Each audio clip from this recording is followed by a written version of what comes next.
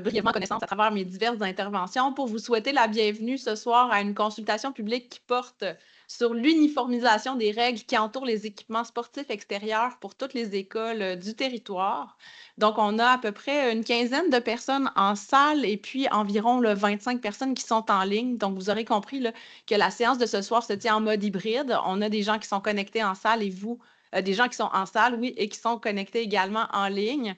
Donc, tout le monde pourra poser des questions et émettre des commentaires tout à l'heure après la présentation. Donc, la séance est enregistrée pour une éventuelle rediffusion sur la page du projet où vous êtes allé pour vous inscrire. Donc, moi, je suis Héloïse Godreau, je suis conseillère en consultation publique. Il y en a plusieurs d'entre vous qui me connaissent pour m'avoir vu dans des étapes précédentes de consultation. Je suis accompagnée en ligne de ma collègue Marie Lagier, qui est également conseillère en consultation publique et chef d'équipe à l'équipe de participation publique. Donc, Marie, est-ce que tu nous entends bien? Oui, tout à fait. On vous entend très bien. Parfait. Donc, on va pouvoir procéder. Donc, je vais vous présenter les personnes qui m'accompagnent ce soir. Donc, on est accompagné de Marie-Pierre Boucher, qui représente le conseil municipal ce soir en tant que responsable des dossiers de planification de l'environnement et de l'aménagement. Bonsoir. Bonsoir. On va lui donner un peu de temps pour un mot de bienvenue là, après les autres présentations. Je suis également accompagnée de Guillaume Blanchevin, qui est conseiller en urbanisme au service de la planification, de l'aménagement et de l'environnement. Bonsoir. Bonsoir. Le rôle de Guillaume va être de vous présenter la modification. Salut! On va demander aux gens en ligne d'éteindre leur micro le temps de la présentation, s'il vous plaît. Donc, Guillaume, son rôle va être de vous expliquer la modification réglementaire et également de répondre à vos questions qui vont porter sur ce sujet-là. Je suis également accompagnée de Guillaume Giroux. Bonsoir à tous. Bonsoir, qui est directeur à la prévention et qualité du milieu, qui va pouvoir répondre à vos questions qui portent plus spécifiquement là, sur l'application du règlement sur le bruit. Donc, le déroulement de ce soir, ça va être bien simple. Vous l'aurez peut-être inféré avec mon introduction. Donc, il y aura une présentation des modifications réglementaires proposées. Puis ensuite, vous pourrez poser des questions ou émettre des commentaires. Puis, à la suite de tout cela, on va avoir un mot de la fin. Donc, on va commencer avec Mme Boucher là, qui va vous adresser un petit mot de bienvenue. Bonsoir. Ça me fait plaisir d'être ici aujourd'hui avec vous pour cette rencontre qui est quand même, on peut le dire, un petit peu particulière quand même, étant donné qu'on revient suite à un référendum. Donc, c'est pas habituel d'arriver par la suite avec une consultation publique de ce type-là. C'est pourtant le choix qu'on a fait. C'est un choix qu'on a fait éclairé. C'est un choix qu'on a fait aussi pour venir répondre à une uniformisation de l'ensemble des règles pour les terrains sportifs de la Ville de Québec. Donc, ce qu'on veut permettre, c'est à l'ensemble des écoles d'avoir la même réglementation et les mêmes choix, les mêmes droits. Donc, les jeunes qui soient à l'école Saint-Jean-Eudes, de Roger-Comtois ou à l'Académie Saint-Louis, qui puissent utiliser les terrains de la même façon. Donc, on permet une égalité, une uniformité et on vient diminuer les inéquités entre les écoles. Donc, ce soir, vous allez avoir la présentation des équipes qui va pouvoir répondre aussi à vos questions. Puis, je reste disponible aussi quand on arrivera à la période de questions pour répondre de mon côté aussi. Merci. Merci, Mme Boucher. Donc, sans plus tarder, là, je laisserai Guillaume Langevin et Guillaume Giroux là, vous faire la présentation des modifications réglementaires. Parfait. Donc, merci. Donc, je vais débuter avec la présentation. Donc, au niveau du plan de présentation, on va vous présenter rapidement les objectifs de l'activité. Le contexte aussi entourant cette modification-là, quoi qu'on a fait déjà là, une bonne part là, en introduction.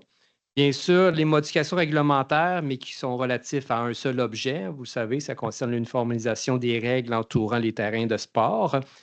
Il y a aussi un volet là, de mon collègue qui concerne l'encadrement des activités. Donc, quel contexte réglementaire se prête justement pour encadrer les diverses activités qui se tiennent sur des terrains sportifs.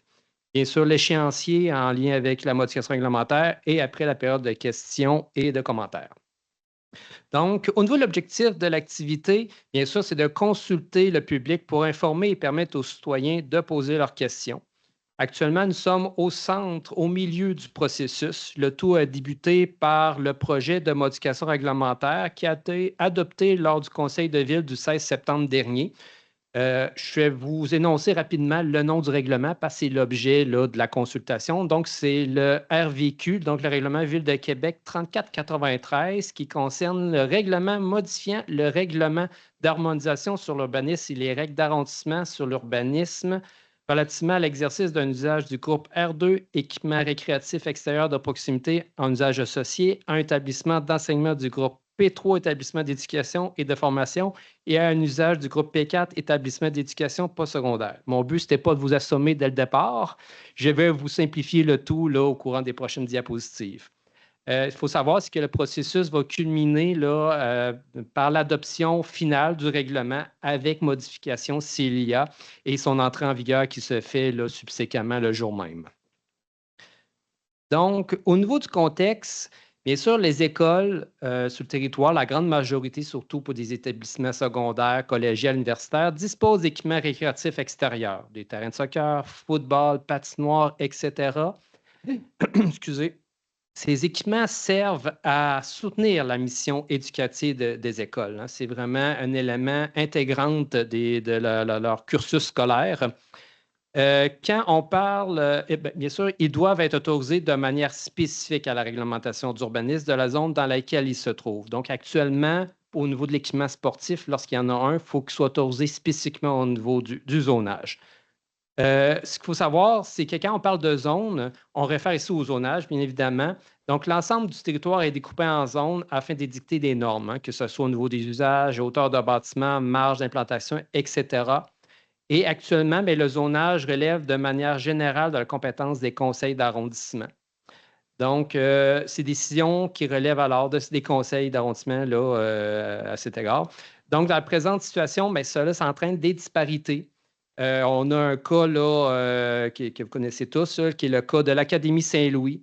Donc, il s'agit actuellement de la seule école soumise à des restrictions au niveau de l'exercice de l'usage du terrain de sport. Donc, c'est le seul établissement sur l'ensemble du territoire de la Ville de Québec. Donc, ce que je présente ici dans cette diapositive-là, c'est un exemple typique sur les territoires de la Ville du traitement réglementaire, donc via le zonage pour les terrains de sport en milieu scolaire. L'exemple qu'on a, c'est l'école secondaire des Sentiers à l'arrondissement de Charlesbourg. Donc, actuellement, comme je vous le disais, hein, ça nécessite au niveau du zonage d'autoriser à la fois, bien sûr, l'établissement scolaire que ce qu'on voit ici en P3 dans la première encadrée rouge, que le R2 pour venir autoriser spécifiquement l'équipement qui est la surface synthétique de sport, là, que ce soit football, soccer. Donc, ça, c'est un cas classique standard que l'on retrouve là en très, très grande majorité sur le territoire. Donc, il s'agit d'une situation où le terrain de sport est lié directement avec la présence d'une école secondaire. Ce n'est pas un terrain de sport Ville de Québec, mais c'est vraiment un équipement là, qui est du centre de service scolaire. On a un cas, bien sûr, qui est l'Académie Saint-Louis, où son traitement il est différent. On a une disparité, c'est que oui, l'établissement scolaire, l'Académie Saint-Louis, est autorisé spécifiquement au zonage. Cependant, pour le traitement réglementaire qui a été fait pour le terrain de sport, bien, celui-ci était encadré en usage conditionnel. Ce que ça veut dire, c'est que l'usage est autorisé, oui, mais assorti de conditions, en conditions qui sont édictées dans le règlement de l'arrondissement des rivières, notamment parmi les conditions, bien, on a des restrictions au niveau de l'éclairage, de l'utilisation, de l'amplification, etc. Donc, ça vient une forme de restriction à l'exercice de l'usage. Donc, c'est un cas vraiment qui est spécifique à cette école. Donc, au niveau de la modification réglementaire qui est proposée pour venir uniformiser là, les normes à l'ensemble des établissements scolaires du territoire, donc c'est ce qu'on va voir dans les prochaines diapositives. Mais pour commencer, juste comprendre le contexte réglementaire à la Ville de Québec. Ce qu'il faut savoir, c'est que la réglementation d'urbanisme ne consiste pas en un seul règlement. En fait, la structure est composée d'un grand règlement, un règlement cadre qu'on appelle le RVQ 1400, qui est le règlement d'harmonisation sur l'urbanisme, et qui compose également de 6 autres règlements qui sont des règlements par arrondissement qui reprennent les normes générales du règlement cadre qui est le RVQ 1400, mais qui intègrent pour chacun des arrondissements également le zonage qui est dans le territoire de cet arrondissement-là. Donc, c'est le principe, grosso modo, comme on voit l'entonnoir, du plus général au plus spécifique. Donc, lorsque l'on modifie ou ajoute une disposition générale dans le RVQ 1400, mais on doit modifier du même coup les règlements d'arrondissement pour assurer l'application sur l'ensemble du territoire par cohérence, uniformité et conformité. Donc, c'est le cas justement de la proposition de modification de ce soir que je vais vous exposer plus précisément. Donc, ainsi, pour éviter les iniquités, il est proposé de modifier le règlement d'harmonisation sur l'urbanisme, le RVQ 1400, et les règlements d'urbanisme d'arrondissement, donc les 6 règlements d'arrondissement, pour permettre à chaque école d'utiliser leurs équipements récréatifs extérieurs de plein droit. La pleine utilisation qu'on réfère ici par plein droit, c'est ce que ça peut entraîner à ce moment-là l'utilisation d'éclairage, de l'animation ou encore la présence de musique. Il est souhaité que les jeunes aient les mêmes possibilités, peu importe où ils se trouvent sur le territoire. Donc, par la présente modification, c'est tout équipement sportif en lien avec l'école primaire, secondaire, collégiale, universitaire, et il y ait le droit, là, qu'il n'y ait pas de restriction d'usage et qu'ils puissent là, faire le plein usage de leur équipement. Donc, découlant du contexte, soit la disparité entre les normes, concernant l'exercice d'un même usage sur le territoire, soit ici, d'un même équipement, soit les équipements là, de sport, une surface de terrain synthétique ou quoi que ce soit. L'article 72.1 de la Charte de la Ville de Québec, capitale nationale du Québec, c'est une charte qui est sous responsabilité là, du gouvernement du Québec, là, qui vient encadrer les pouvoirs que la Ville dispose.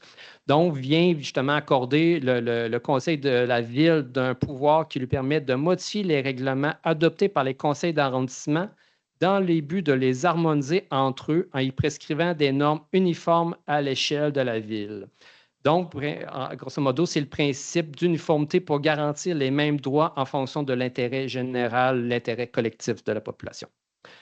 Donc, la réglementation d'urbanisme peut prévoir qu'un usage est autorisé à titre d'usage associé, c'est-à-dire qu'un usage qui peut être exercé si l'usage principal auquel il est associé est autorisé et exercé. Donc, ici, on fait référence, bien sûr, à l'établissement scolaire, donc au P3 ou au P4 selon le type d'établissement scolaire. Donc, lorsque ce type d'établissement-là est exercé, mais là, par l'usage associé, ça va permettre d'avoir des terrains de sport extérieurs. Donc, concrètement, on va modifier le règlement d'harmonisation sur l'urbanisme et les règlements d'arrondissement pour prévoir que les équipements récréatifs extérieurs de proximité, donc le fameux R2 qu'on voyait dans les grilles, soient désormais autorisés à titre d'usage associé. Donc, ça ne sera plus nécessaire que chaque grille de zonage de chaque zone où on retrouve ces types d'équipements-là ait le R2 d'inscrit. Ça va prendre juste uniquement que l'établissement soit P3 ou P4 d'autoriser. Donc, ce que ça vient dire, c'est qu'on vient rajouter là, justement l'article 249.0.1 dans les règlements qui vient dire qu'un usage du groupe R2, équipement récréatif extérieur de proximité, associé à un établissement d'enseignement du groupe P3, établissement d'éducation et de formation, donc ça, c'est les écoles de niveau primaire et secondaire, ainsi que l'usage du groupe P4, qui est l'établissement collégial et universitaire, de pouvoir là, profiter de ces équipements-là et de pouvoir les utiliser de plein droit. Donc, en résumé, le RVQ 3493 qui fait l'objet de la consultation aujourd'hui, qui modifie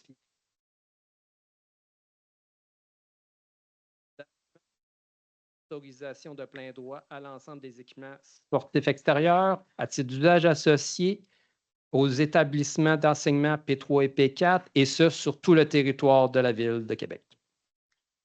Excuse-moi, Guillaume, on a eu une petite coupure de son, mais je pense que tu lisais ce qui était écrit à l'écran, donc c'est correct. Mais juste, si ça arrive à nouveau, j'interromprai parce qu'on a manqué un petit bout de ce que tu nous as dit là. OK, ça semblait être correct de votre côté en Oui, ligne? parce que tu étais en train de lire la diapo, donc c'est correct. Oui, Mais j'ai pas... je vais me permettre d'interrompre la prochaine fois que ça arrive. Oui, certainement. Ben, si c'était la dernière, effectivement, là, j'ai pas rajouté énormément de commentaires ou d'éléments. Parfait. Donc, je vais passer la présentation à mon collègue. Merci. En complément là, de l'information qui vient de vous être transmise, je vais vous faire quelques rappels sur des règlements qui existent déjà là, depuis et qui sont pas sujets aux modifications réglementaires qui sont parlées aujourd'hui. Donc, au niveau des rappels, donc, vous le savez, à la ville, il y a d'autres règlements. Il y a le règlement sur le bruit, il y a le règlement sur la paix, le bon ordre, le règlement sur les nuisances. Si je parle du règlement sur le bruit, donc le règlement sur le bruit, je vous rappelle qu'il ne s'applique pas lorsque les bruits proviennent d'activités dites normales d'une cour d'école, par exemple. Ça peut être une garderie, une cour d'école ou un établissement sportif ou récréatif. Par contre, évidemment, ce règlement il va s'appliquer dès que les nuisances sonores sortent de ce cadre-là, du cadre de ces activités normales. Évidemment, en tout temps, ça applique toujours le règlement paix et bon ordre là, du service de la police et le règlement sur les nuisances par rapport à l'éclairage. Donc, quand on parle du règlement sur le bruit, le RVQ 978, qu'est-ce qu'une activité normale? Donc, dans le fond, tous les bruits attendus là, dans le cadre d'une activité, par exemple sportive, par exemple des cris, des applaudissements, des encouragements, des crécelles, trompettes tolérées, bien sûr, si usage modéré, de la musique d'ambiance modérée, des annonces au micro, que ce soit au niveau de l'animation, de l'appel des joueurs, mais évidemment les animations encadrées, cheerleaders, fanfares scolaires. Donc tous ces bruits font partie intégrante d'une activité sportive et ne sont donc pas visés par le règlement, conformément à l'article 30 de ce même règlement sur le bruit. Les bruits qui sortent de ce cadre-là, concrètement, de quoi on parle ici? Donc, par exemple, d'une activité sportive dans un établissement sportif, là, qu'est-ce qui sortirait de ce cadre-là? Si, au lieu d'être une activité sportive, on se retrouve avec un spectacle, avec un DJ, avec un concert, on sort du cadre. Et donc, dans ce cas-là, le règlement va s'appliquer et les nuisances sonores associées sont soumis ou vont être encadrées par le règlement sur le bruit. La même chose pour des activités festives qui entourent, par exemple, un match, donc par exemple un tailgate. On n'interdit pas évidemment ces activités-là, mais s'il y a des nuisances sonores ou des excès, le règlement sur le bruit va s'appliquer.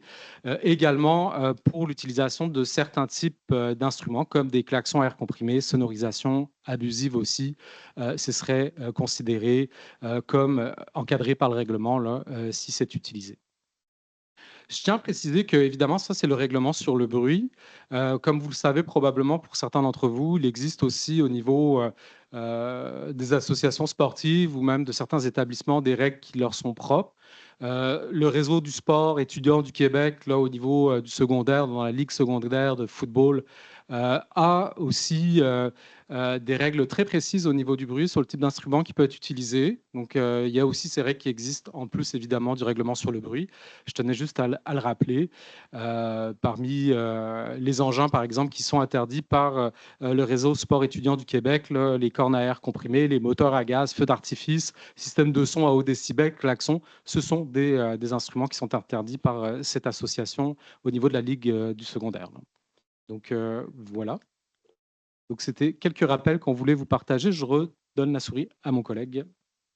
Merci. Donc, on est rendu là à la dernière section, donc l'échéancier pour mener à l'adoption finale. Donc, aujourd'hui, 24 septembre, nous sommes à la consultation publique. Et actuellement, ce qui est prévu, là, c'est l'adoption du règlement lors du Conseil de ville du 1er octobre prochain et l'entrée en vigueur qui s'ensuit le jour même. Donc, c'est ce qui complète la présentation. Je pense qu'il y a une petite erreur d'affichage, mais en tout cas, ça complétait. On est rendu à la période des questions. Merci Guillaume.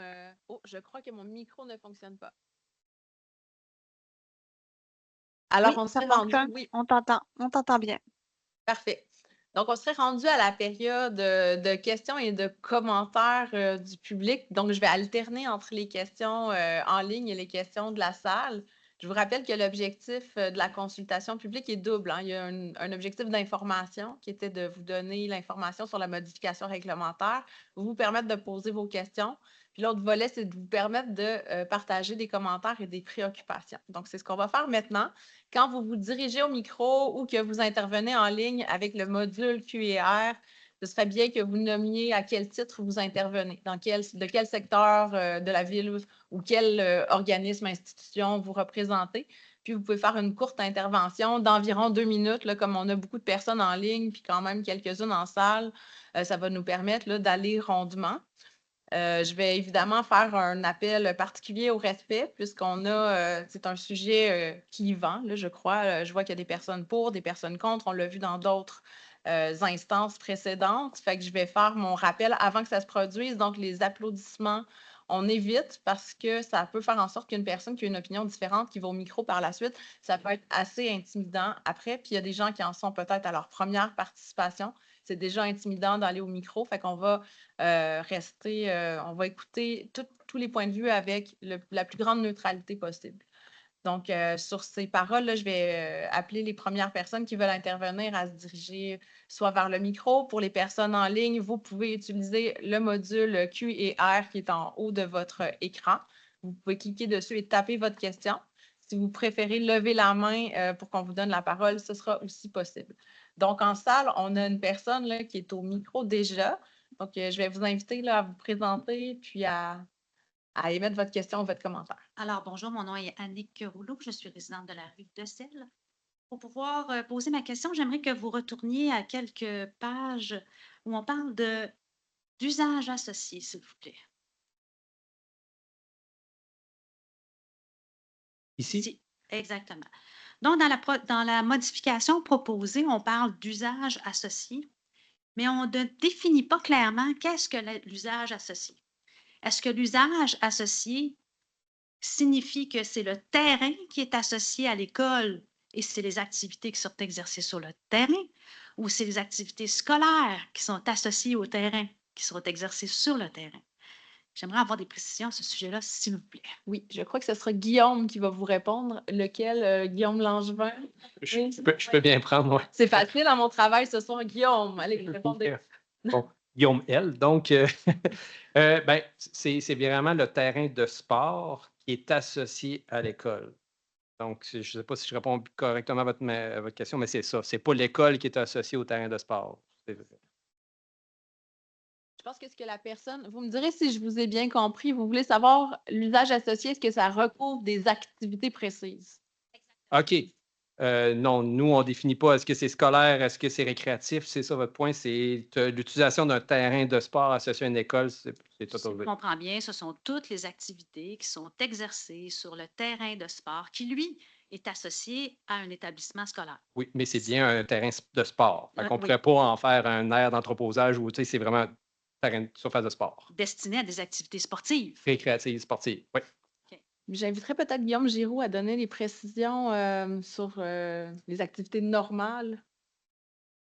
Oui, mais là, vraiment, c'est plus, je veux pas créer de la confusion, là. Moi, ce que je peux apporter, c'est par rapport au règlement sur le bruit et son application. Donc, quand on se retrouve avec des activités normales par rapport à un établissement sportif ou récréatif, là, puis le règlement ne s'applique pas, le règlement sur le bruit. Et quand ça sort des activités normales, attendues, comme je l'ai mentionné tout à l'heure, bah, là, le règlement sur le bruit s'applique. Mais là, c'est vraiment le règlement sur le bruit uniquement.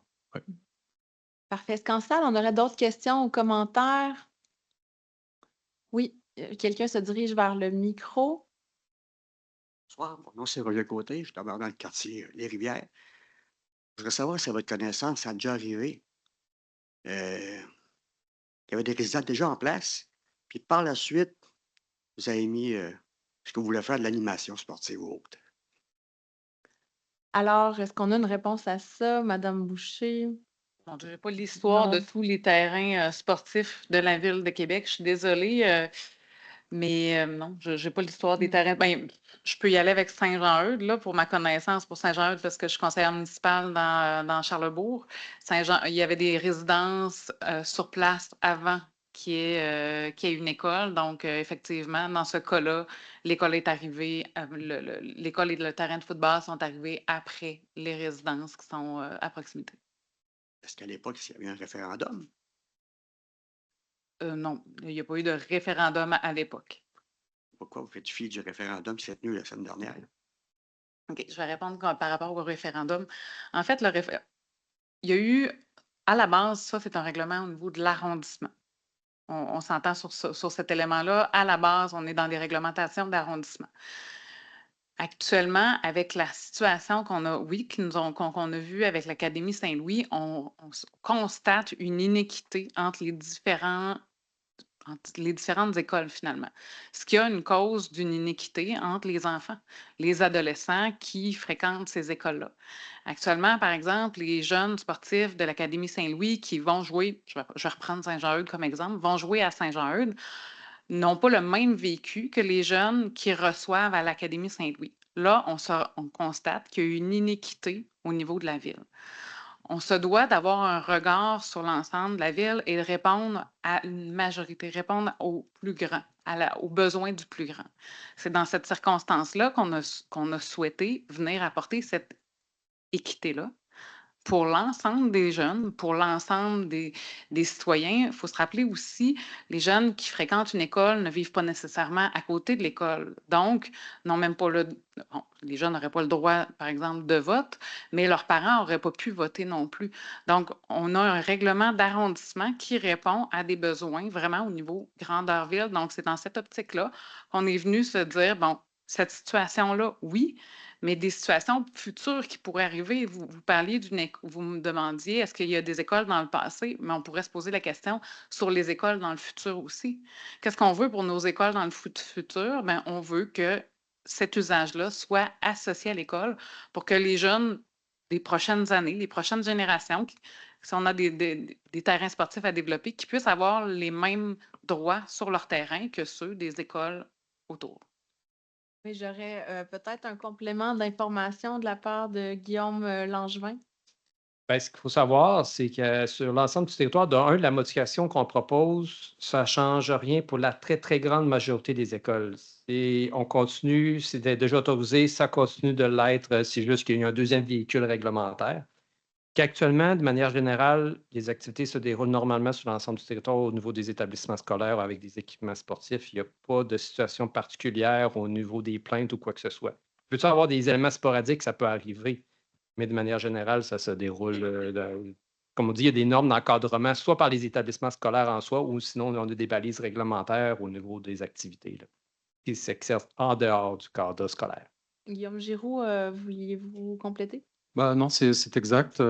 S'il y a des enjeux au niveau du bruit, souvent les parents vont parler aussi au directeur d'école, au directeur des établissements. Il y a beaucoup de choses qui se règlent comme ça. Quand nous, on n'a pas de temps d'enjeu avec les établissements sportifs ou récréatifs. Là, donc, en général, ça se gère assez rapidement en dialoguant avec les responsables des établissements. Les mesures correctives sont prises rapidement. Donc, ça va bien en général. Ouais. Je vais prendre peut-être une dernière question, dernière, pas la dernière du monde, là, mais la dernière avant d'aller en ligne. Madame, vous pouvez y aller pour votre question, non? Une autre question ou un autre commentaire en salle? Pour l'instant, oui, allez-y, monsieur. Puis après, je vais aller en ligne là, pour les interventions.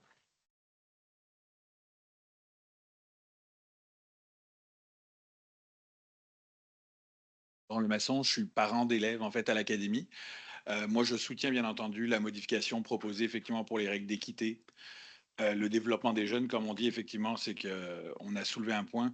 Je veux dire que je suis content en fait qu'il y ait eu un référendum pour soulever une question si importante effectivement pour les enfants dans le futur. Je pense que c'est un point extrêmement, extrêmement important. Puis on le voit tous les jours, là, de plus en plus, on a des problèmes avec des jeunes qui ne peuvent pas se développer. On fait un pas dans le bon sens. Parfait. Merci de votre intervention. Marie, est-ce qu'on a des questions ou des commentaires en ligne? Oui, tout à fait. On a plusieurs questions en ligne. On a aussi une main levée. On a plusieurs mains levées. Donc, les gens qui ont levé la main, on pourra vous donner l'autorisation d'ouvrir votre micro, mais on va privilégier les questions écrites. Si vraiment vous n'avez pas la possibilité de taper sur un clavier, à ce moment-là, c'est correct. On pourra vous donner la parole, mais je vais commencer par les questions écrites. Donc, on a un premier commentaire je n'ai pas le nom. La personne a juste mis ses initiales AD. Donc, question à titre de citoyen, qui définit modéré pour le volume sonore, qui sera en charge de ce jugement de niveau sonore et qui sera en charge d'appliquer la réglementation pendant et aussi après les événements sportifs. Donc, ça concerne le règlement sur le bruit. Pouvez-vous clarifier à partir de quelle heure on parle de tapage nocturne? Est-ce 21 heures comme la plupart des villes actuellement? actuellement, on observe des dérives importantes sur le vivre ensemble par diverses communautés étudiantes dans des quartiers de multilogements, parties, rallyes, appart avec cris, chants et hurlements, etc., perturbant le sommeil et donc la santé des résidents. Donc voilà, la personne a des inquiétudes sur des activités après 21 heures ou quelle est l'heure, en fait, à partir de laquelle on considère que c'est du tapage nocturne et comment on définit le bruit comme modéré. Voilà, et qui sera en charge de juger du niveau de bruit. Oui, merci Marie. Donc, ça m'apparaît être une question pour Guillaume Giroux qui va fournir une réponse. Oui, alors effectivement, quand on se retrouve dans une activité sportive dans un établissement sportif, comme je l'ai mentionné, le règlement sur le bruit ne s'applique pas. Donc là, il n'y a pas d'horaire qui s'applique en particulier. Donc actuellement, c'est la situation. Donc le volume sonore, en fait, comment qu'on va gérer les situations, je dirais, d'excès là, ou de débordement. On va recevoir des plaintes en général. Hein, comme je le dis souvent, les parents vont parler au directeur d'établissement. Autrement, nous, la ville, on reçoit les plaintes là, des citoyens via le 311, les formulaires en ligne. Vous savez qu'il y a aussi, en cas de débordement au niveau sonore, la possibilité d'appeler le service de police avec le numéro non urgent là, pour ce type de cas particulier. Effectivement, s'il y a beaucoup de plaintes au niveau citoyen, là, on va analyser la situation au cas par cas. Mais de façon générale, je dirais que le règlement sur le bruit ne s'applique pas, sauf si on tombe dans des situations un peu excessives. Et en analysant la situation, on établit après la suite des choses un peu, donc voir avec l'établissement s'il y a des mesures correctives qui peuvent être prises dans un premier temps. Donc, c'est ce qu'on fait, puis généralement, ça s'arrête là. En tout cas, parce que la collaboration est bonne. Donc, est-ce que ça répond à la question? Oui, j'ai Oui. l'impression. Pardon?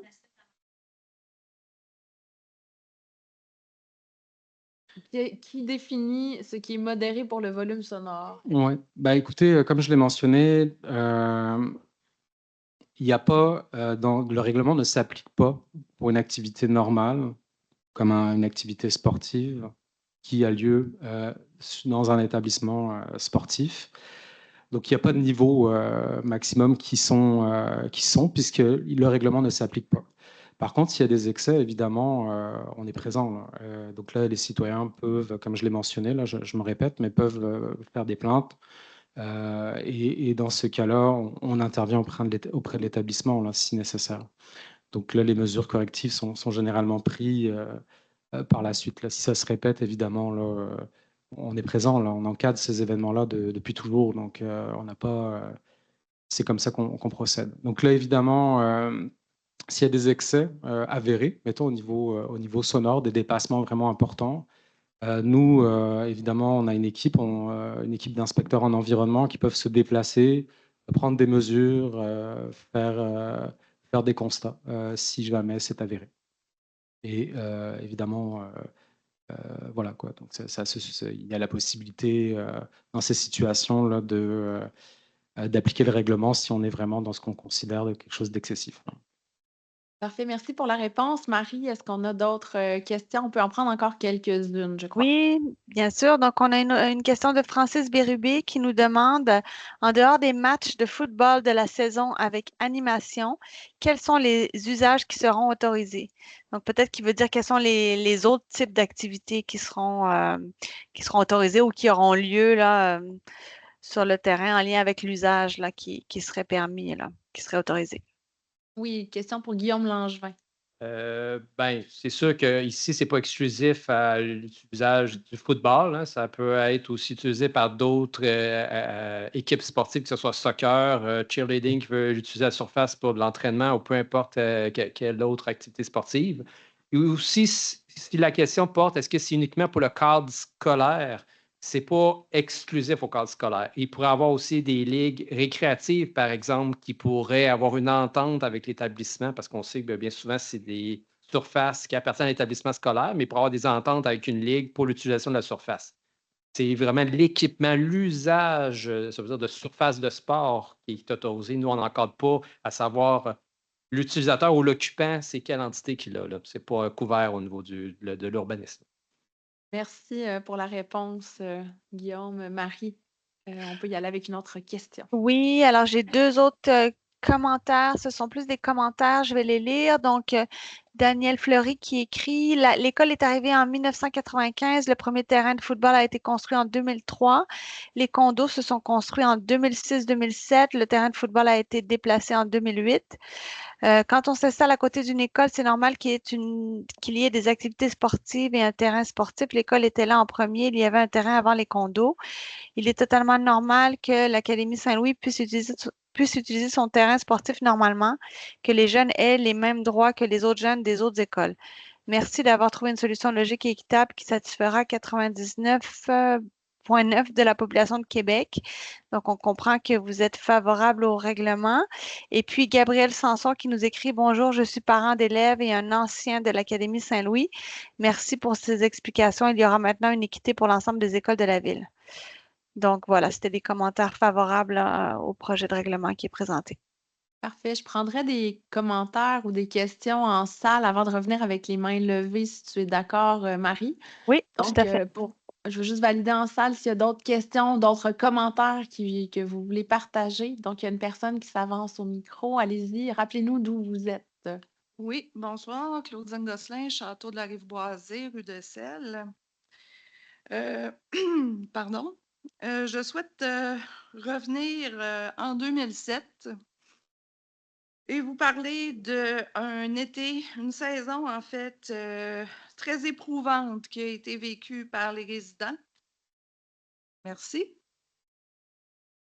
À l'issue de cette saison éprouvante, les trois parties se sont parlé. Par les trois parties, j'entends ici l'arrondissement, l'Académie Saint-Louis et les châteaux de la Rive-Boisée, et ont convenu ensemble du fait qu'il y avait un cas particulier du côté de l'établissement du terrain de football à si grande proximité d'habitations multiples.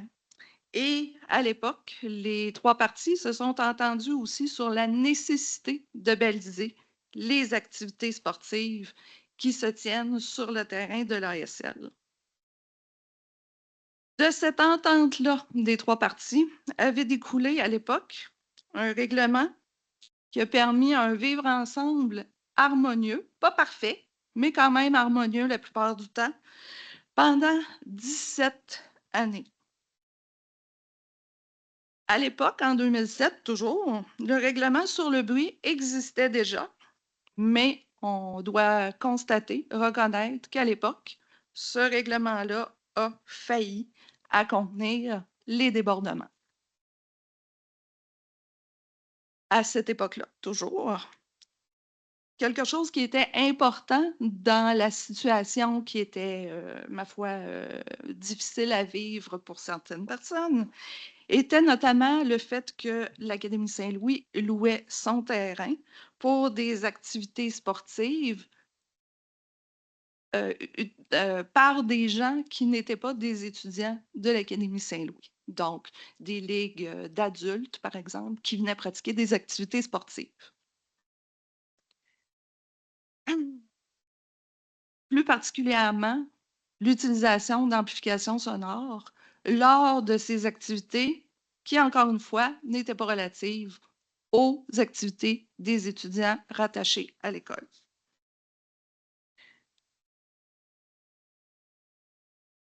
Donc, avec le règlement qui est proposé ce soir, nous craignons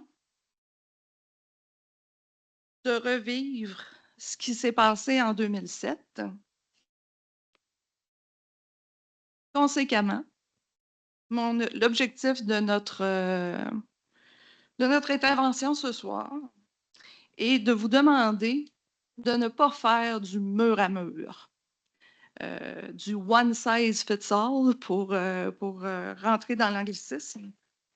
Nous souhaitons proposer d'intégrer à ce règlement des dispositions qui baliseraient l'usage commercial ou locatif ou ligue d'adultes, ou vous comprenez ce que je veux dire, Donc, des dispositions qui baliseraient l'usage commercial ou tout ce qui n'est pas directement relié aux étudiants qui fréquentent l'Académie Saint-Louis.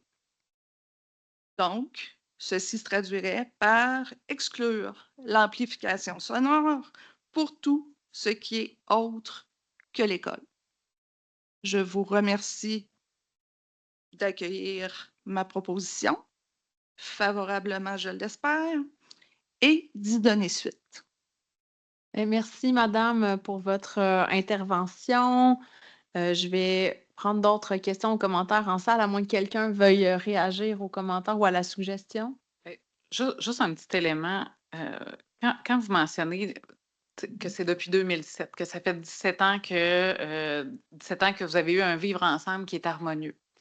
Ce qu'on constate quand même rendu maintenant, depuis l'année passée, ou 2, 3 ans peut-être, c'est que c'était quand même fragile. C'était fragile, cette entente-là. Donc, d'où l'importance de venir trouver une façon de créer cette balise-là pour qu'il y ait une équité avec l'ensemble des écoles. Donc, je comprends que vous avez une préoccupation et que vous avez certaines peurs. Vous avez eu des leviers, en fait. Vous êtes une école, pas une école, en fait, à côté d'une école où vous avez eu des leviers sur lesquels vous appuyez pour venir empêcher que certaines choses puissent continuer. Les autres écoles n'ont pas ces leviers-là actuellement et les leviers qu'ils ont, c'est de discuter avec les citoyens du secteur. Donc, le but, c'est pas d'opposer les écoles, les jeunes, les citoyens du secteur. Le but, c'est pas de polariser les deux, de ne pas vous écouter et de ne pas écouter les besoins des jeunes. Le but, c'est de s'assurer d'avoir un règlement qui permet d'avoir une uniformité au niveau de la ville. Donc, oui, un one size fit all, de permettre aux gens, de peu importe où ils sont dans la ville, d'avoir accès à la même chose. Et après, je pense qu'on est capable collectivement encore de se parler. Je pense qu'on est capable collectivement encore de discuter entre nous, puis de s'entendre. Puis des fois, c'est pas parfait. Puis il y a des moments où on ne sera pas tout à fait satisfait.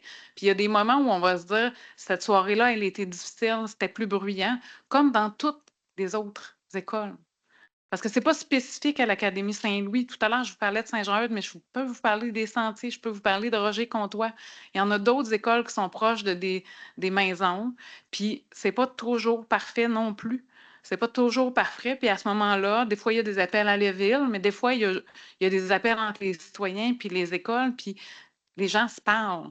Donc, venir à l'intérieur d'un règlement, faire en sorte qu'on vient apporter une situation spécifique dans le cas que vous aviez, il n'y a pas de raison pour avoir une situation spécifique à ce jour pour l'Académie Saint-Louis versus Sentier, Saint-Jean-Eudes ou Roger-Comtois. Donc, notre objectif, le rôle de la ville, c'est de voir à répondre à l'intérêt collectif, d'identifier comment on répond à ce grand besoin-là au niveau de l'intérêt collectif, mais de penser et de faire confiance assez aux citoyens, à vous, à ceux qui habitent à côté, aux écoles, pour pouvoir se parler quand ça déborde, quand ça va un peu trop loin, parce que même avec les voisins, nos propres voisins, des fois, ça va trop loin. Puis même des fois, quand la réglementation, elle est en place, il y a des débordements. C'est un peu ça, vivre en collectivité aussi. Donc, on se pense qu'on peut aussi se faire confiance en collectivité. Parfait, merci de la réponse. J'ai bien noté votre proposition également. Donc, on a 2 personnes au micro en salle, puis après, on va aller faire un petit tour en ligne pour les mains levées. Donc, allez-y, madame. Oui, bonjour, je m'appelle Geneviève Levesque, je suis la directrice des services financiers de l'Académie Saint-Louis. En fait, mon intervention vient en lien avec la proposition justement qui a été nommée par la dernière personne. En fait, ça revient aussi que de proposer ce genre de changement-là. En fait, on parlait d'équité, en fait, pour les jeunes, pour les écoles. Bien, ça deviendrait une inéquité, en fait, financière pour l'Académie Saint-Louis de ne pas pouvoir rentabiliser ses installations sportives dans un contexte où les coupures budgétaires ministérielles très publicisées au niveau des écoles, c'est quand même un sujet très sensible et on veut pouvoir permettre à nos étudiants, principalement, pouvoir continuer à utiliser des installations sportives de qualité et ça vient avec la diversification des revenus. Merci du commentaire. Donc, on a une autre personne en ligne.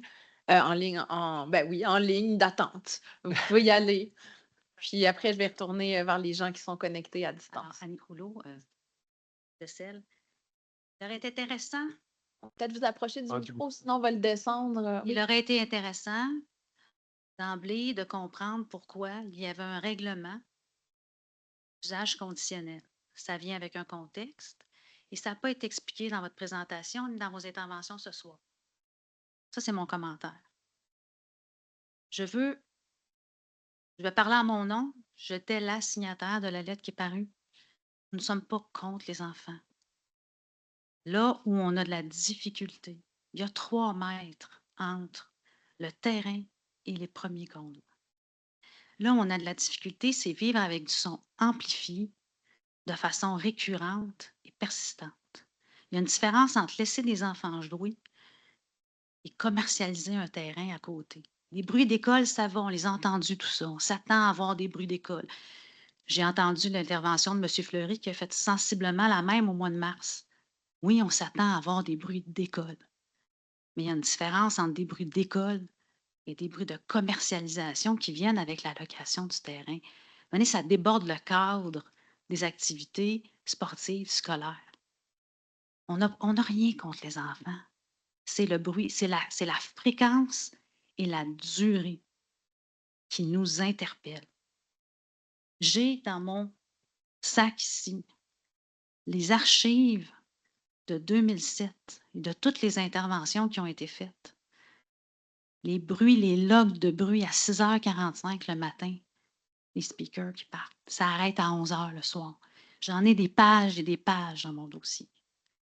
C'est ça qui nous préoccupe. C'est pas les enfants. Oubliez ça. OK? Elle est là, la nature de notre intervention. Et la nature de la proposition, c'est exactement ça. On veut que les enfants jouent. C'est joyeux, c'est le fun. Mais tous les jours de l'été, les 4 jours, est-ce que vous, personnellement, ça vous tenterait d'avoir ça à côté de chez nous? Oui, je le sais, pas dans ma cour, mais soyez réalistes, là. C'est à côté, là. On est à 3 mètres, là. Il n'y a pas de rue qui nous sépare, il n'y a rien. Pensez-y 2 minutes. Merci de la précision. Je pense qu'elle est importante. Avant, je vais aller voir ma collègue Marie pour voir, est-ce qu'il y a toujours des mains levées en ligne, des gens qui voulaient parler? Oui, tout à fait. On a 5 personnes qui ont levé leurs mains en ligne. 4 personnes, pardon. Parfait, on peut leur donner la parole. Oui, parfait. Donc, Sylvie Lachance, ensuite, ce sera Joël Beaulieu, ensuite Richard Thibault et ensuite Guylaine Gélina. Donc, Sylvie Lachance, vous pouvez ouvrir votre micro, on vous entend. Oui, bonjour. Moi, je suis Sylvie Lachance. Je reste sur la rue Maurice-Derry à Charlesbourg, le stationnement finalement de Saint-Jean-Eudes, je vous dirais. Nous, comme la dame a dit tout à l'heure, la dernière intervention, c'est surtout les locations de fin de semaine où ça dégénère, en tout cas. Puis, écoutez, des trompettes à 7 heures du matin, le samedi matin, ça l'arrive. Mais nous, c'est surtout la circulation aussi autour de Saint-Jean-Eudes. Notre rue est rendue le stationnement. C'est dangereux. Lors des jamborees, là, au mois de juin ou au mois de mai, là, les fins de semaine, ce n'est pas les gens de l'école. Là. Ce n'est pas seulement les gens de l'école, les étudiants à cette école-là, c'est les parents. Et ils débarquent leurs équipes dans le milieu de la rue chez nous. Puis ils pilent sur nos terrains hein, avec leurs spikes. C'est assez. Et on fait intervenir la police à chaque année. Ça fait 5 ans que c'est comme ça. Moi, je reste ici depuis 25 ans. Je vous dirais que j'ai jamais eu de problème à écouter les enfants jouer et tout ça. C'est même merveilleux. Sauf qu'il y a des journées, des fins de semaine où est-ce que ça dégénère, puis où est-ce qu'il y a du vandalisme aussi qui se crée autour de ça. Alors, des parents qui font leur tailgate, là, puis qui rouvrent leurs chaises de par terre en arrière de leurs autos. Alors, je pense que c'est pas nécessairement aussi, je comprends le bruit, mais c'est tout ce qui se passe autour aussi des écoles.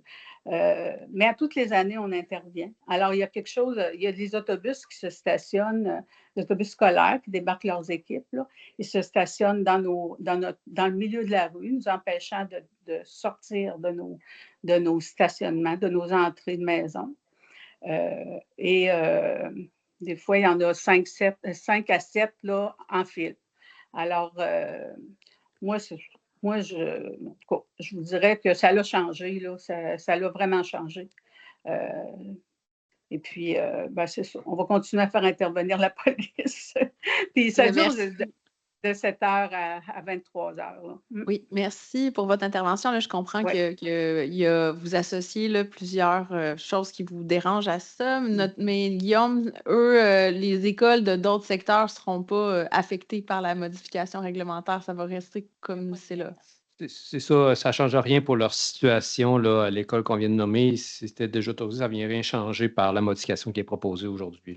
Je me permets juste une petite réponse à la dame. Je ne sais pas si, juste une petite aparté, là, hier, j'avais un conseil d'arrondissement à Charlebourg. J'avais une question presque similaire dans le conseil d'arrondissement et j'ai dit à la personne que j'allais faire certaines vérifications pour les autobus autour. Donc, si ce n'était pas vous, je vous réponds à vous aussi. Je vais revenir avec l'information sur les problèmes de circulation autour de Saint-Jean-Eudes. C'est à moi, Mme Boucher. Ah, bon, bien, parfait. Merci. Puis on rappelle peut-être aux gens, je le répète souvent, là, mais quand il y a des situations comme ça, de ne pas hésiter quand c'est répétitif et pas nécessairement urgent sur le moment d'interpeller le 311 aussi pour que ça se rende là où les gens peuvent intervenir là, quand ça n'a pas besoin d'être une intervention urgente et immédiate.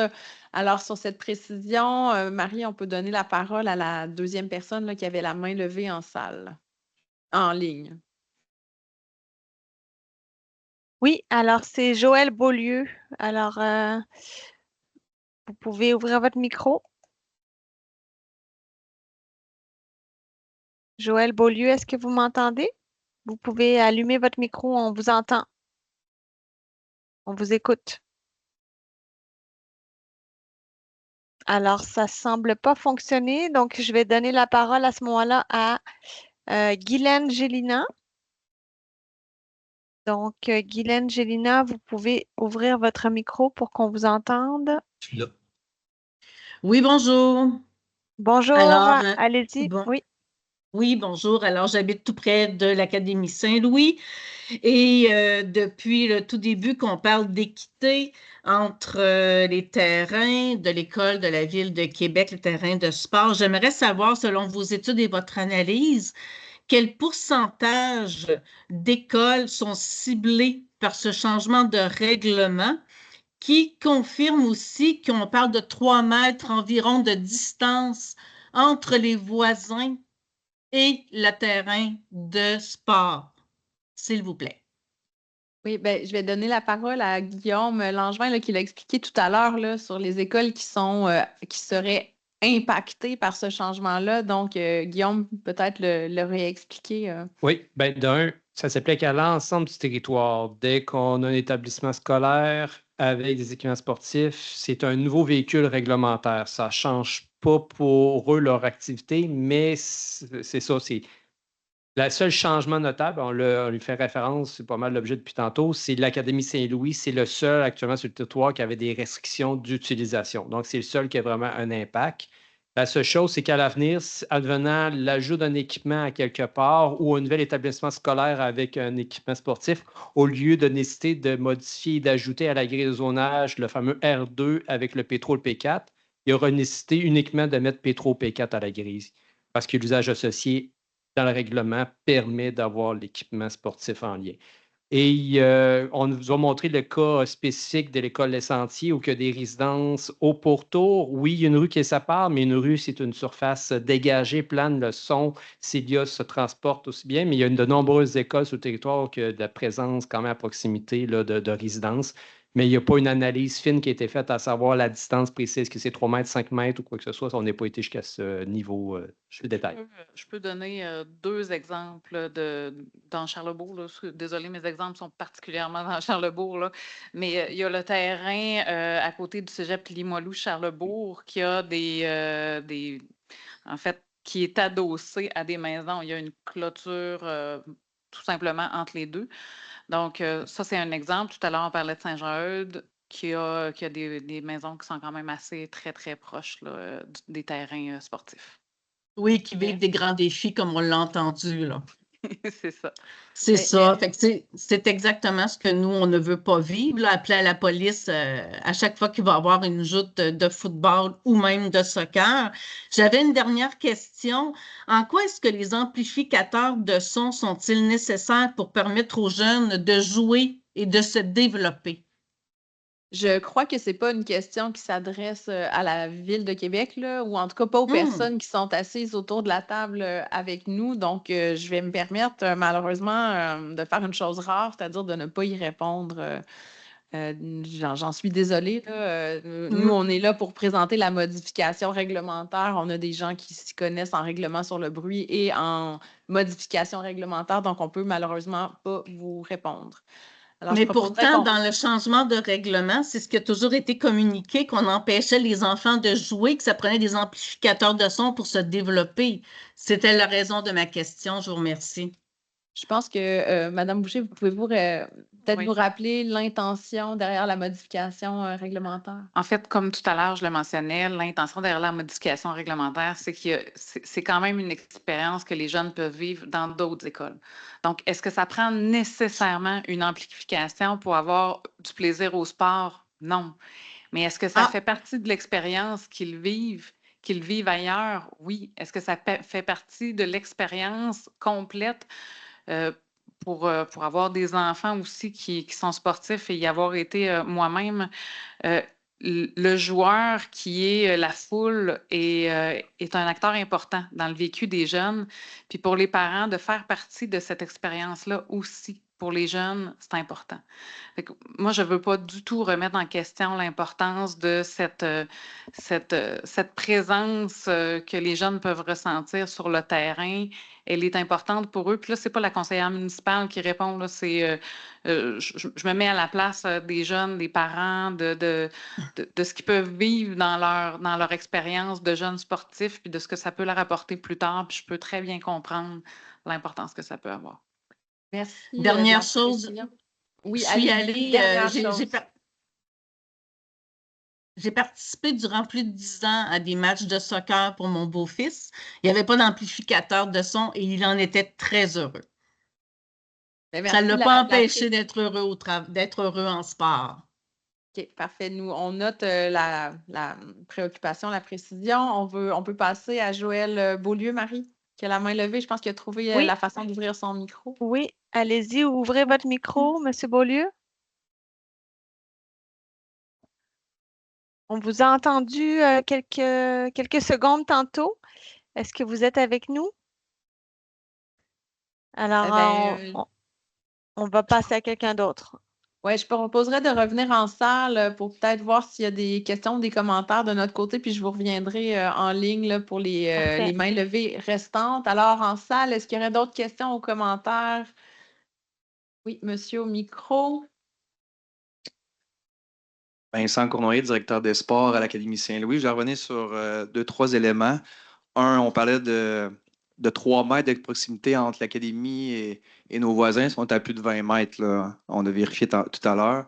Et pour. Je vais juste faire une intervention. Là. Moi, je ne veux pas qu'on rentre dans un débat de revenir sur ce que les autres ont dit à chaque fois. Vous vous adressez à nous pour sensibiliser les membres du conseil municipal à la décision qui sera prise. Fait que j'aimerais avoir votre opinion sur la modification réglementaire. Excellent. Dans le fond, on parle beaucoup de location externe aussi, là, au niveau de la réglementation, pas nécessairement juste sur les activités scolaires de l'école. Nous, on est un partenaire avec la Ville de Québec aussi, l'Académie Saint-Louis. On loue nos installations sportives à la Ville de Québec. Donc, vous êtes un partenaire de nos installations. Par exemple, on parlait de camp de jour. Notre école primaire est prêtée là, depuis quelques années. Là, quand les écoles, la région sont en rénovation l'été, on prête nos installations sportives aussi à la Ville de Québec pour les camps de jour. On a quand même une belle entente aussi avec le réseau du sport adulte qui loue aussi des terrains à la Ville de Québec. Puis nous, c'est interdit. Présentement, ils n'ont pas le droit d'utiliser l'application sonore sur les terrains.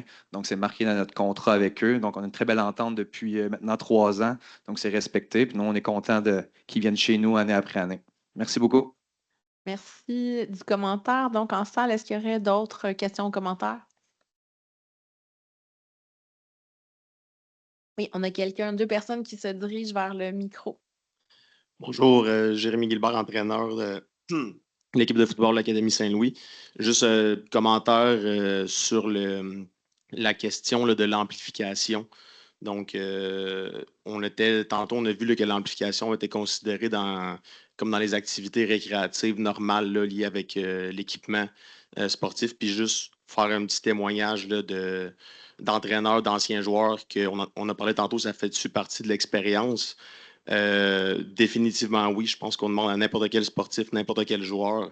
Non, c'est pas nécessaire, c'est pas quelque chose qui vient sur le terrain avec toi, mais est-ce que ça l'ajoute à l'expérience de ça fait quoi d'être un joueur, d'être dans une équipe, d'être dans une communauté sportive? La réponse est définitivement oui. Puis si c'est quelque chose que d'autres écoles ont, puis que certaines n'ont pas, ben, ça crée définitivement une non-équité entre les écoles. Donc, oui, l'amplification, c'est pas juste pour le son, c'est pour l'expérience de c'est quoi être un étudiant athlète dans une école, dans une communauté sportive. Merci. Merci de la précision, mais je rappelle quand même que je ne veux pas qu'on fasse un débat sur la valeur ou la validité de l'amplification, est-ce que c'est nécessaire ou pas. Là. J'aimerais ça qu'on reste sur la modification réglementaire. J'avais vu que vous étiez levé pour aller au micro. Oui, bonjour, Annie Cloutier, mère de 4 enfants qui ont fréquenté ou qui fréquentent encore l'Académie Saint-Louis. Mon plus jeune fils vient de commencer le programme de football, justement, à l'Académie Saint-Louis. Et puis, je tenais à dire qu'au niveau de l'uniformité, dans le but d'offrir la même expérience à nos jeunes, petite tranche de vie personnelle, mon garçon est un enfant qui est très timide, qui s'est toujours beaucoup cherché, qui a commencé le programme football dès la 3e année en option sport et tout ça. Quand il est arrivé à sa première partie, il y a 2 semaines, il a dit « Maman, j'ai l'impression que je me suis préparée toute ma vie à ça. » Et quand il a entendu l'annonceur nommer son nom parce qu'il avait fait un beau jeu, si vous aviez vu la fierté dans ses yeux, c'était beau pour mon cœur de mère, mais c'était beau pour sa fierté à lui. Donc, je pense que c'est important que nos jeunes puissent vivre ce sentiment-là autant que n'importe quel joueur qui se trouve sur n'importe quel terrain de sport. Donc, c'est pas juste une question de musique, mais c'est une question aussi d'estime de soi. Puis je pense que les écoles en général, quand ils proposent des programmes de sport, c'est vraiment, entre autres, pour aider à développer des humains qui vont avoir confiance en nous. Parfait. Merci du commentaire. On va retourner en ligne. Je vois 2 mains levées. Oui, alors on retourne avec les mains levées. Joël Beaulieu, on va réessayer. Puis sinon, Richard Thibault ensuite. Puis on a des commentaires écrits également.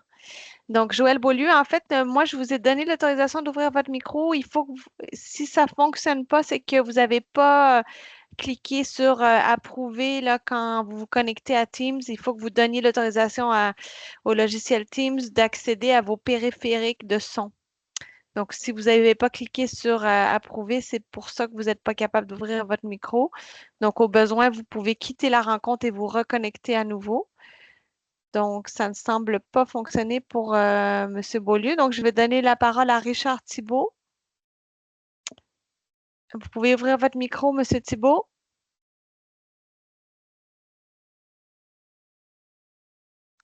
Alors, M. Thibault, est-ce que vous nous entendez? Oui, allez-y, on vous entend. Oui, bonjour. Moi, je suis favorable avec la modification au règlement. Je demeure dans l'arrondissement Beauport. Je suis grand-père d'un petit garçon qui joue au baseball l'été. Puis, quand on va le voir jouer au baseball, évidemment, il n'y a pas d'amplification de son, mais il y a quand même des parents autour du terrain de baseball, puis il y a des maisons autour des terrains. j'ai pas eu l'impression au fil des années que les voisins se plaignaient nécessairement du bruit comme tel. Alors, l'appel que je fais aux gens de l'arrondissement des Rivières, c'est une certaine tolérance pour permettre aux jeunes de pratiquer un sport qu'ils aiment et de profiter de tous les avantages que ça peut leur apporter dans leur développement, dans leur confiance, dans leur estime de soi, pour en faire des adultes qui seront des adultes dont on sera fier dans le futur. Parfait. Merci du commentaire. Alors, Marie, si Joël Beaulieu là, n'est pas en mesure d'ouvrir Oui. son micro, on peut aller Alors, dans les commentaires écrits à c'est ce ça. En moment-là. fait, il nous a écrit son commentaire par écrit, donc je vais vous le lire. Donc son point, c'était justement de parler du développement des enfants. Et donc, il nous envoie son commentaire. Donc, il dit, je vous écris mon commentaire éducatif. Il y a 3 facteurs qui influencent un jeune à s'engager dans un mode de vie actif: la compétence motrice, la socialisation, le plaisir. L'état de flow amène les jeunes à avoir du plaisir et suscite leur passion. L'état de flow est un concept développemental documenté. Les jeunes ont un état d'activation et éprouvent un sentiment de liberté, d'accomplissement et de joie. Les bruits, les encouragements, les feedbacks, la musique apportent un plaisir extrinsèque qui influence l'état de flow. Voilà, donc merci beaucoup, Monsieur Beaulieu. Alors, ensuite, on a d'autres commentaires qui nous ont été écrits. Donc, on a Linda Hamel qui nous écrit: Bonjour, la proposition de règlement vise les enfants fréquentant les écoles. Vous l'avez nommé à plusieurs reprises ce soir. L'utilisation du terrain autre que par les étudiants ne devrait pas être inclus dans la proposition de règlement. L'utilisation à des fins financières ne devrait pas être tenue en compte. Donc, voilà pour le commentaire de Linda. Et ensuite, on a un autre commentaire de Marie-Pierre Tremblay, résidente de l'arrondissement des Rivières et parent d'élèves qui fréquentent l'Académie Saint-Louis. Mon intervention se veut un commentaire. Un des piliers de la démocratie se veut la notion d'égalité, équité, ainsi que de prendre des décisions basées sur le plus grand nombre. L'uniformisation des règles sur l'ensemble du territoire pour ce type d'installation répond donc à ce principe de base. À l'opposé, donc un référendum devant une voix à 101 personnes sur un total de 565 000 habitants de la Ville de Québec ne correspond pas, à mon avis, à la notion de démocratie. Comment la voix des autres résidents de la Ville de Québec et particulièrement ceux de l'arrondissement des Rivières peut être entendue? Donc là, on comprend que vous étiez, en tout cas, vous êtes favorable au projet de règlement qui est présenté ce soir, mais il faut savoir que le référendum, c'est quand même, c'était tout à fait légal. Là, c'est en vertu de la loi sur l'aménagement et l'urbanisme. Donc, c'était un référendum au niveau du zonage d'arrondissement. Voilà, et je vais juste vérifier si on avait d'autres commentaires écrits. Je pense qu'on a fait le tour. Oui, en salle, est-ce qu'on a d'autres questions en commentaire? C'est sûr que là, on a entendu beaucoup de choses. Fait que si vous venez au micro, essayez de ne pas répéter des positions qui ont été dites là, précédemment. Fait que si vous avez des nouvelles informations, commentaires, questions sur le règlement qui est proposé ce soir, vous pouvez vous diriger vers le micro. En salle, oui, allez-y, madame.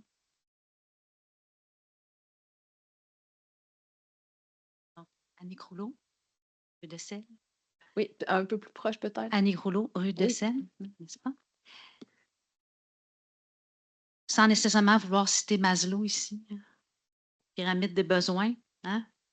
C'est que en haut de la pyramide, c'est l'expérience, le développement et tout ça. Considérez sérieusement la proposition, juste ne serait-ce que pour atteindre l'équilibre entre la reconnaissance de l'expérience des étudiants, des enfants, et la reconnaissance de l'expérience des résidents. Tout est dans l'équilibre. Parfait. Merci du commentaire. En salle, là, Marie, je ne vois plus de personnes au micro. Je vois que vous avez quand même un long commentaire écrit. Ce serait peut-être un peu long de le lire, peut-être en résumé Oui, l'essence. alors, on peut peut-être donner la parole à une personne qui a levé la main en ligne et qui ne s'est pas déjà exprimée.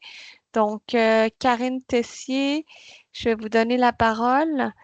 Et puis, je vais lire le commentaire pendant ce temps-là, puis je pourrais en faire un résumé. Parfait. Allez-y, Madame Tessier, on vous écoute. Oui, bonjour. En fait, moi, j'ai assisté à la game de Roger Comtois en fin de semaine et je voulais juste savoir, advenant que la modification a bel et bien lieu, est-ce que l'Académie aurait accès à faire une demande de permis pour des feux d'artifice advenant le cas qui passerait en finale de la saison cette année, mettons? Ou on aurait des représailles parce qu'on dérangerait côté bruit encore? Est-ce qu'on a cette réponse-là du côté des Guillaume? Oui. Ben, je ne veux pas répondre à ta place, mais je pense qu'on sort un peu du cadre, Ouais. là, tout simplement. Donc, ça ne fait pas partie de la modification de ce soir. Vous pourrez.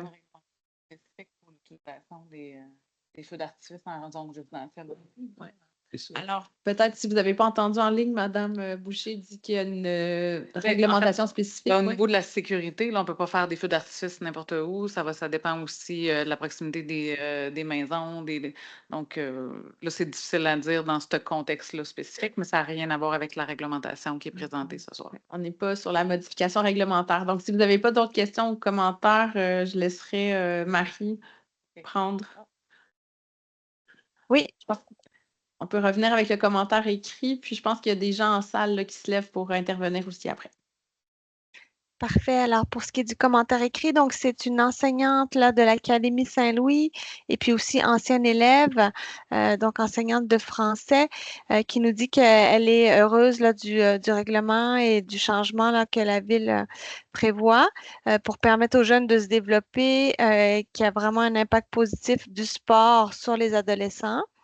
Et puis, donc, ensuite, elle fait référence à l'historique là, de la construction du terrain versus des condos. Et puis, elle mentionne aussi que les encouragements lors des matchs sportifs sont vraiment importants pour les jeunes. Et voilà, et que historiquement aussi, l'école a toujours fait attention là, aux relations de bon voisinage. Donc, et qu'il y a des messages qui sont faits aux élèves et aux enseignants par rapport à ça. Parfait, merci Voilà. du résumé. Donc, on commence à entendre peut-être des éléments répétitifs, là. Fait je pense qu'on arrive, on touche la fin de la consultation. Il y a quand même quelqu'un au micro, je vais vous laisser la parole. On va essayer d'y aller avec des éléments nouveaux qui touchent la réglementation, s'il vous plaît. Alors, bonsoir, Anne Weber, directrice générale de l'Académie Saint-Louis. Tout d'abord, je souhaite dire que pour l'Académie, la collaboration a toujours été de mise avec les résidents, malgré l'ancien règlement de 2007. Mais chaque résident a droit à son droit individuel. Donc, malgré la collaboration, il y a eu certaines plaintes par le passé individuelles. Donc, cette harmonisation-là du règlement que vous proposez est grandement facilitante pour nous, pour la gestion, pour encadrer de façon uniforme le règlement et aussi là, la compréhension pour l'ensemble des résidents et pour l'école. D'autre part, bien, c'est sûr, vous l'avez mentionné, le souhait de l'Académie est clair, c'est que les élèves athlètes puis leurs familles puissent bénéficier des mêmes conditions que partout ailleurs dans la province.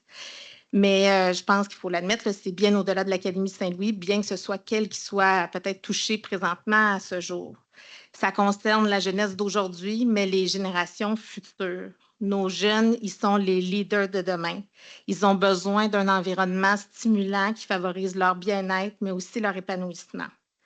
Le sport, je pense qu'on est tous d'accord, c'est un levier important, principalement dans une ère où la sédentarité puis l'omniprésence des écrans là, est un défi super important, majeur.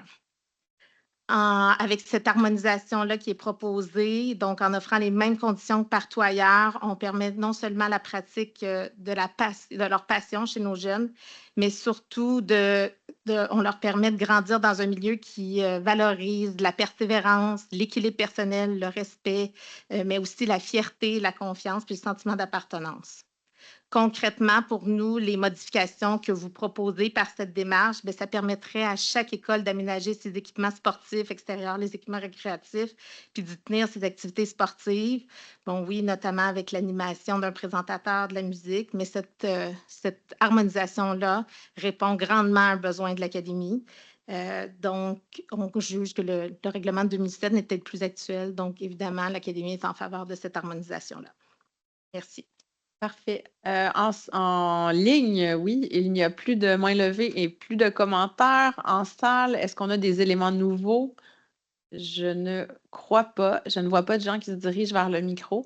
Donc, je laisserai le mot de la fin à Mme Boucher avant de terminer la rencontre. Ça sera court. En fait, je vous remercie de votre présence ce soir, d'avoir pris le temps d'aller commenter, de donner votre perception, votre vision, vos préoccupations, de l'avoir fait aussi dans le respect des uns et des autres. Je pense on peut quand même être satisfait de la façon que ça s'est passé. Si je me souviens bien, la réglementation finale est pour adoption le 2 octobre, 1er octobre au prochain conseil de ville du 1er octobre. Donc, c'est à ce moment-là que le conseil de ville va se positionner pour la suite. Donc, je vous remercie beaucoup.